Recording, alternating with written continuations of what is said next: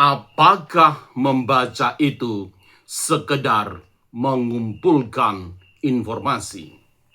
Ataukah justru membaca merupakan fondasi paling penting dari menulis akademik? Menulis akademik. Banyak mahasiswa merasa sudah membaca banyak buku dan jurnal, tetapi tetap mengalami kesulitan menulis. Mengapa hal ini terjadi? Bagaimana hal tersebut terjadi? Karena singkatnya, membaca belum diposisikan sebagai kerja akademik. Selamat datang di channel Menulis Akademik. Tema hari ini adalah dari membaca ke menulis. Membaca sebagai kerja akademik. Hari ini kita membahas bagaimana membaca berubah dari aktivitas pasif menjadi proses intelektual yang melahirkan tulisan ilmiah. Materi pertama, membaca bukan konsumsi tetapi produksi makna. Dalam tradisi filsafat hermeneutika seperti yang dikembangkan oleh Hans-Georg Gadamer, membaca bukan sekedar memahami teks, tetapi kegiatan berdialog dengan teks. Artinya, ketika kita membaca, ada beberapa hal yang perlu diperhatikan. Pertama, kita tidak hanya menerima gagasan penulis, namun kedua, kita menafsirkan, membandingkan, bahkan ini yang sangat penting dan harus dilakukan, mempertanyakannya. Disinilah membaca menjadi aktif. Dari aktivitas intelektual inilah benih tulisan lahir. Materi 2, membaca sebagai fondasi argumentasi. Dalam dunia akademik, tulisan bukan hanya kumpulan opini. Tulisan merupakan argumentasi yang dibangun di atas percakapan ilmiah. Konsep ini sejalan dengan pemikiran Jürgen Habermas tentang tindakan komunikatif, bahwa ilmu berkembang melalui dialog rasional. Setiap artikel, jurnal, atau buku atau tulisan yang dalam bentuk yang lain merupakan respons terhadap tulisan-tulisan sebelumnya. Oleh karena itu, sebelum menulis, kita harus membaca untuk mengetahui hal-hal penting berikut ini. Pertama, apa yang sudah dibahas? Kedua, di mana letak perdebatannya? Dan paling tidak, satu lagi, yang ketiga, apa yang belum terjawab? Tanpa membaca secara sistematis, tulisan akan kehilangan konteks akademiknya. Materi ketiga, dari membaca menuju kerangka tulisan. Bagaimana mengubah bacaan menjadi tulisan? Ini pertanyaan penting sekali.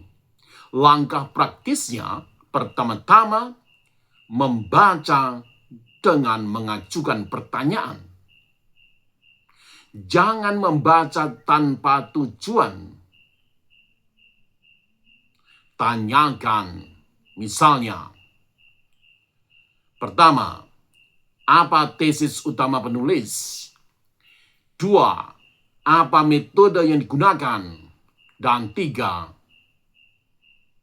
Apa kelebihan dan kelemahannya? Selanjutnya, buat catatan analitis, bukan ringkasan. Ini godaan banyak orang membuat ringkasan. Justru catatan analitis itu yang penting. Ringkasan hanya mengulang isi.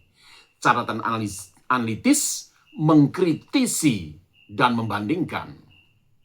Metode ini mengingatkan pada tradisi membaca kritis yang dikembangkan dalam pendidikan modern sejak era John Dewey yang menekankan refleksi sebagai inti proses belajar. Berikutnya, kelompokkan ide-ide yang berasal dari berbagai sumber. Tentu saja jangan hanya membaca satu sumber. Dari sinilah kerangka tulisan terbentuk. Materi keempat, membaca dalam era digital zaman kita sekarang. Di era digital, akses jurnal internasional semakin mudah. Namun tantangannya justru banjir informasi. Oleh karena itu, membaca akademik di zaman digital ini membutuhkan sejumlah kemampuan. Pertama, menyeleksi sumber yang kredibel. Kedua, kemampuan membaca cepat tanpa kehilangan kedalaman.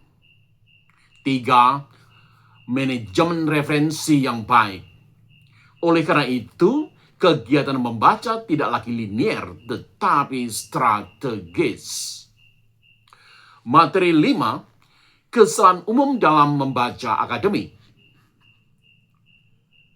Dari pengalaman saya mengajar 32 tahun, saya menjumpai beberapa kesalahan yang sering terjadi. Pertama, membaca tanpa mencatat. Kedua, membaca terlalu banyak tanpa fokus. 3, takut mengkritik penulis, apalagi penulis besar. 4, menganggap membaca selesai sebelum menulis dimulai. Padahal dalam praktek akademik, membaca dan menulis terjadi secara simultan. Materi 6, membaca sebagai etika akademik. Membaca juga merupakan bentuk penghormatan terhadap karya ilmiah orang lain. Tanpa membaca dengan sungguh-sungguh, kita akan mengalami hal berikut ini. Kita berisiko melakukan plagiarisme tidak sadar. Karena kita menulis padahal sudah ada tulisan serupa. Kedua, kita kehilangan kedalaman argumentasi. Tulisan orang lain bisa memperkuat argumentasi kita. 3, kita mengulangi gagasan yang sudah usang. Padahal bisa diatasi kalau kita sudah membaca.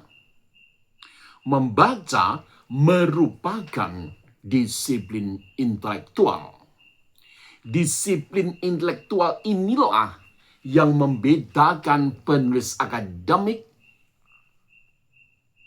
dari sekedar atau dibandingkan sebagai penulis opini.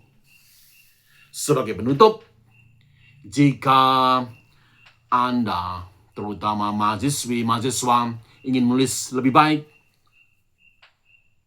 jangan mulai dari menulis. Mulailah dengan membaca dengan cara yang benar. Karena dalam dunia akademik, membaca merupakan kerja berpikir. Menulis merupakan jejak dari berpikir itu sendiri. Jika mahasiswa ingin konten tentang teknik membaca jurnal internasional, membuat anotasi atau membangun kerangka artikel ilmiah, jangan ragu, tuliskan di kolom komentar. Sampai jumpa di video berikutnya di channel Menulis Akademik. Terima kasih.